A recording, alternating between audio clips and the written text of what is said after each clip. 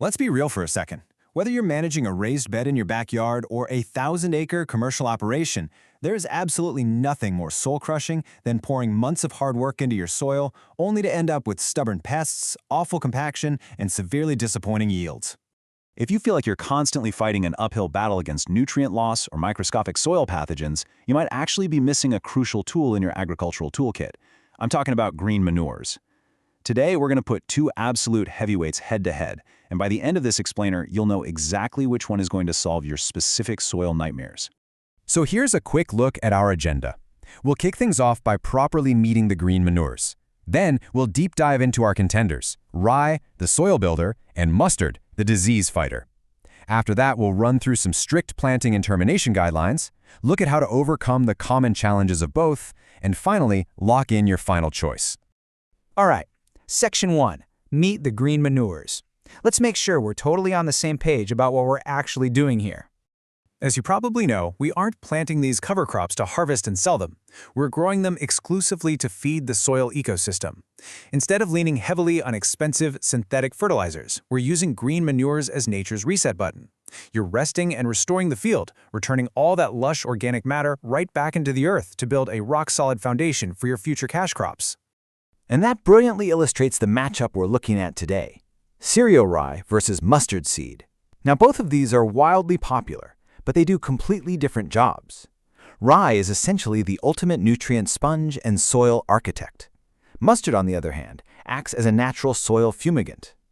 Choosing the wrong one for your specific garden's problems, well, that can actually set you back rather than push you forward. Let's move into Section 2 and look at our first contender, rye, the soil builder.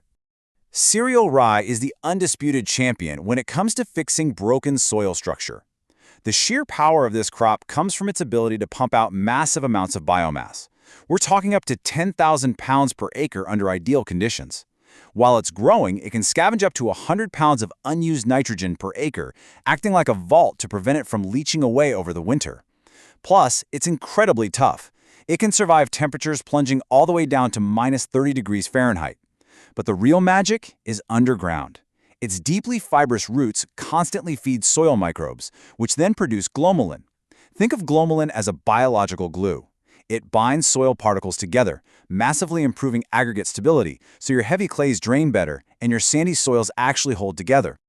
Now, in the other corner, we have Section 3, mustard, the disease fighter. Mustard brings an entirely different, highly specialized skill set to the table. It's a biofumigant. Mustard plants are packed with high levels of compounds called glucosinolates. When you chop the plant and work it into the soil, those compounds react with enzymes to produce isothiocyanates, or ITCs for short. ITCs are naturally occurring volatile gases that are highly toxic to devastating diseases like root knot nematodes, fusarium wilt, and verticillium wilt. It is literally natural gas warfare against soil-borne pathogens, giving you an amazing organic alternative to harsh chemical fumigants. But to truly master either of these crops, you absolutely have to understand how they interact with your soil's nutrition. And that comes down to carbon to nitrogen ratios. The golden number you need to remember here is 24:1. That is the absolute perfect, ideal balance for soil microbes to efficiently break down organic matter without starving the soil. When we compare our two crops against that 24:1 golden ratio, a huge difference emerges. Mustard sits really low, right around a 14:1 ratio. That means it breaks down incredibly fast and releases a quick burst of nitrogen back into your soil. Rye, however, is a bit of a shapeshifter. Young, succulent rye is under that 24:1 mark, so it gives nitrogen back. But once rye gets mature, specifically after it flowers, its ratio spikes way higher than 24:1. If you let rye get too old and woody, the soil microbes have to work so hard to digest those tough stalks that they will literally steal nitrogen away from your next cash crop just to fuel themselves. Which brings us perfectly to Section 4, planting and termination guidelines. How you start and finish these green manures completely dictates whether they help or hurt you. Rye is the laid-back, forgiving one. You can drill it 3/4 to 1.5 inches deep, and it's highly adaptable even if you plant it quite late into the fall. Mustard, though, much higher maintenance. It needs very shallow soil contact. You really just want to scratch it into the surface. And it absolutely needs a head start before winter. You've got to sow it in cool weather, between 40 and 85 degrees Fahrenheit, at least 4 weeks before your first hard frost, so it has time to establish. Now, terminating mustard is an exact science. If you want that biofumigation gas warfare effect, you have to follow this recipe to the letter. Step 1, grow it until it reaches peak flowering, because that's when those protective compounds are at their absolute maximum. Step 2, chop or shred it really well to physically shatter those cell walls. Step 3, incorporate it immediately into the soil while the plant tissue is still soft and sappy. Step 4, add water. Moisture is the key that unlocks the chemical release of those ITC gases. And finally, step 5, wait about 3 weeks before you plant your cash crop, just to make sure those gases have completely dissipated and won't fry your new seeds. Terminating rye is a totally different ballgame. It's all about timing to avoid that dreaded nitrogen tie-up we talked about earlier. The magic window is killing it early, before anthesis, usually when it hits about 18 inches tall. You can mow it, use a roller crimper to crush it, or apply a short residual herbicide. The key takeaway?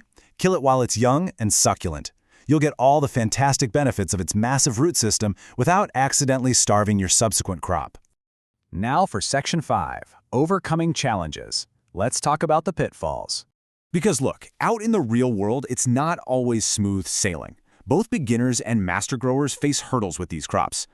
I found this quote from an experienced grower named Small Town USA on a competitive gardening message board, and it just brilliantly cuts through all the noise. They said exactly what you need to remember.